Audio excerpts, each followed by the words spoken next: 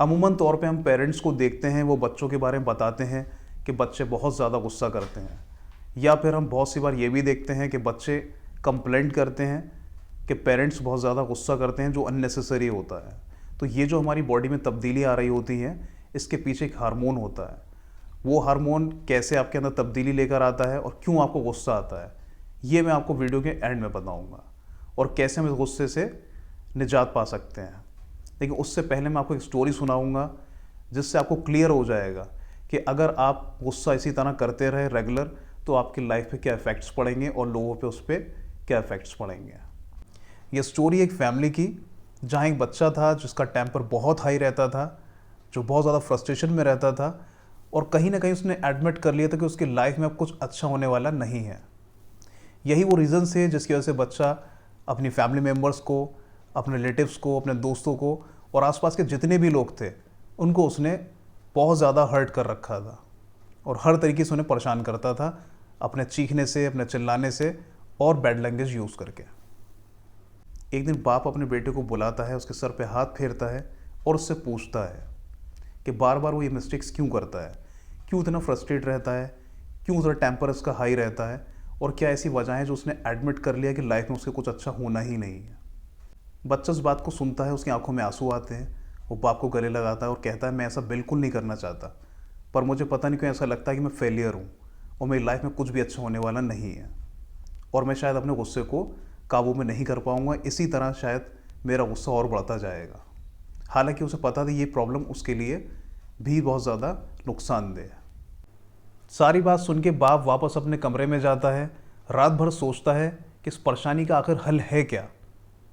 अगले दिन सुबह बाप अपने बच्चों को फिर अपने पास बुलाता है और उसे बड़े प्यार से गिफ्ट देता है। गिफ्ट में एक बॉक्स होता है बड़ा सा, बच्चा बड़े जल्दबाजी के साथ उसे खोलता है, तो बॉक्स के अंदर निकलती है एक हथौड़ी और कुछ कीलें। बच्चा बिल्कुल शॉक्ड रह जाता है और पूछता है ये कैसा गिफ्ट है। तो बाप बहुत प्यार से कहता है ये गिफ्ट नहीं, तुम्हारी प्रॉब्लम का सॉल्यूशन है, क्योंकि तुम्हें गुस्सा बहुत आता है और आज के बाद जब भी तुम्हें गुस्सा आएगा तब तुम्हें कुछ नहीं करना है, इस हथौड़ी को उठाना है, इस कील को लेना है और सामने जाकर उस पेड़ के अंदर ठोक देना है। और आज के बाद जितनी बार तुम्हें दिन में गुस्सा आए, तुम सारा फ्रस्ट्रेशन फैमिली पे, अपने फ्रेंड्स पे ना निकाल कर इस पेड़ पे जाके निकालना, और ढेर सारी कील हैं, जब कील कम पड़ जाए तो और कील लेना और लगातार उस पर ठोकता रहना, जब तक तुम्हारा गुस्सा पूरी तरीके से ख़त्म ना हो जाए और तुम रिलैक्स ना हो जाओ। बच्चा इस बात को सुनता है और अगले दिन से इस काम को स्टार्ट करता है। उसके बाद जब भी बच्चों को गुस्सा आता था, दिन में परेशानी आती थी वो 5 कील ठोकता था, 2 परेशानी आती थी 2 कील ठोकता था, और रिदम में उसका ये काम चलने लगा।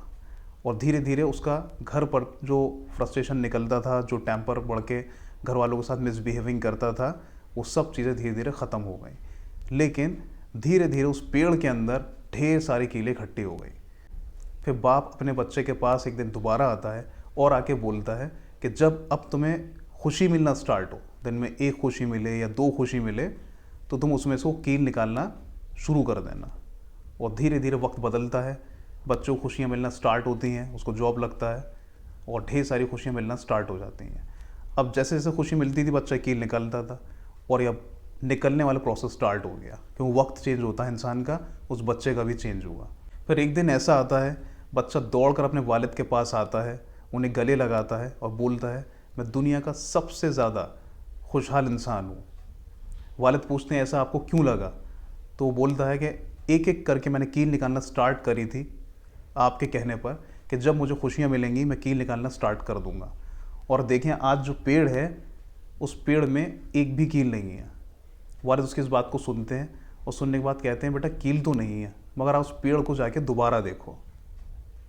बच्चा दोबारा जाता है घर के बाहर, पेड़ को देखता है, वापस आता है और अपने वालिद को बोलता है कि नहीं यहाँ तो कोई कील नहीं है और पेड़ के अलावा और वहाँ पर कुछ है भी नहीं। वालिद कहते हैं दोबारा जाओ, दोबारा देखो। बच्चा दोबारा जाता है, दोबारा देखता है, लेकिन उसे वहाँ पर कुछ नहीं मिलता है। फिर वो अपने वालिद के पास आता है और कहता है मुझे वहाँ कुछ नहीं मिला, अगर हो सकता है आपको कोई एक आध कील दिख गई हो तो आप मुझे बताइए। बाप कहता नहीं कील नहीं है वहाँ पर, तुम वापस दोबारा जाओ, दोबारा देखो। बच्चा फिर जाता है और कहता है कि वहाँ पे अब कुछ भी नहीं बचा है, सिर्फ पेड़ के अंदर कील के निशान हैं। तो बच्चे के वालिद कहते हैं यही तुम्हें समझाना था, तुम्हारा वक्त ख़राब था, तुमने सबके साथ मिसबिहेव करा, बैड लैंग्वेज यूज़ करी और लोगों के दिलों को तकलीफ दी। ठीक वैसे ही जैसे तुमने कील ठोकी पेड़ के अंदर, अपना फ्रस्ट्रेशन वहाँ निकाला, कील तो निकल गई लेकिन कील से जो घाव हो गया पेड़ के अंदर वो नहीं जाएगा, वो रहेगा। इसलिए आपकी लाइफ में जब कभी बहुत ज़्यादा प्रॉब्लम्स आती हैं, आप बहुत फ्रस्ट्रेशन में होते हैं और लाइफ आपके अकॉर्डिंग बिल्कुल नहीं चल रही है, ऐसे टाइम पे आपको पेशेंस रखना चाहिए और किसी भी इंसान को हर्ट नहीं करना चाहिए। फिर चाहे आपके फैमिली मेम्बर्स हों, आपके आसपास के लोग हों, आपके रिलेटिव्स हों, किसी को भी आप हर्ट ना करें, क्योंकि एक ना एक दिन आपकी प्रॉब्लम तो सॉल्व हो जाएगी लेकिन लोगों के दिलों में जो घाव हैं नहीं जाएंगे। इसलिए जब कभी ऐसी सिचुएशन आती है आपको पेशेंस रखने और खूब मेहनत करिए अपने हालात बदलने के लिए। और आपका जो रब है वो कभी भी आपकी मेहनत ज़ाया नहीं जाने देता। जब मेहनत करते हैं तो उसका फल भी मिलता है। अब बात करते हैं ऐसी सिचुएशन की जब आप गुस्सा नहीं करना चाह रहे हैं लेकिन सामने वाला गुस्से में है। ऐसे हालातों में एक मेडिकल रिसर्च है, बताया जाता है कोई भी इंसान मुकम्मल तौर पे 20 मिनट से ज़्यादा गुस्से में नहीं रह सकता। लेकिन आप अगर आर्ग्यू करते रहेंगे तो गुस्सा बढ़ता रहेगा। कम्युनिकेशन जितना ज़्यादा आप दोनों के बीच में बढ़ेगा गुस्से में, उतने हालात और ख़राब होंगे। तो जब कभी कोई गुस्से में है बिल्कुल छोड़ दें उसे, लीव कर दें उस टॉपिक को। और इंसान का जब गुस्सा ठीक हो जाए तो जो भी आपका मिसकंसेप्शन है उसको आप दूर कर सकते हैं। ये सारी बातें जनरली लोगों को पता होती हैं पर इस पर काम कोई नहीं करता है, और जब आप काम नहीं करते हैं तो आप गुस्से का शिकार होते हैं। अब बात करते हैं हमें गुस्सा आता क्यों है। हमारा गुस्से आने की जो वजह है वो है एक हार्मोन जिसका नाम है सेरोटोनिन। सेरोटोनिन दिमाग के उस हिस्से पे इफ़ेक्ट डालता है जो हिस्सा आपके गुस्से को कंट्रोल करता है। तो जब भी आपका सेरोटोनिन हार्मोन बॉडी के अंदर कम होगा आपको गुस्सा ज़्यादा आएगा। तो आप भी अगर अपनी लाइफ में खुशहाल रहना चाहते हैं तो आपके लिए ज़रूरी है अपना सेरोटोनिन हार्मोन को लेवल में रखें। और उसको लेवल का रखने का जो तरीका है वो बड़ा आसान है।